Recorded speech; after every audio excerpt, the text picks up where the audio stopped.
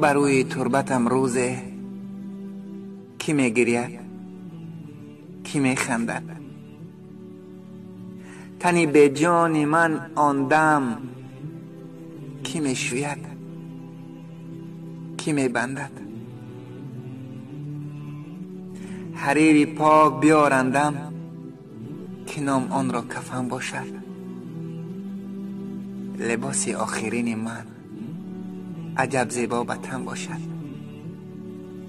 مثال شهسوار اکنون به اسب قاق چوبینم. مرا از قرض این دنیا کی میپرسد کی میبخشد. ودا ای خانه و ای در، ودا ای همسر و مادر، ودا ای قبلگاه من، ودا ای اپای و دادر.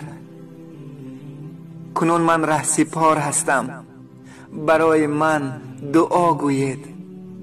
نجات از آتش دوزخ برایم از خدا جوید.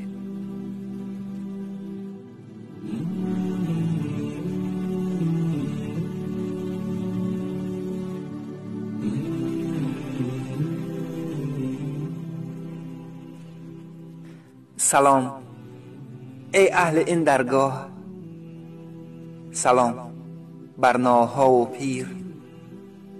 سلام ای خانه ای قبر، سلام ای خانه آخر.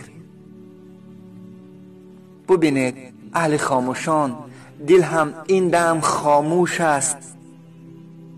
ندارد او غم دنیا، همه رنجش فراموش است. ندارد فکر فرزندش، با یک فکر و خیال بند است. ز شرم از کار دنیایش، با پشتش باری صد سنگ است. نه فکری مال و زر دارد، نه فکری کر و فر دارد.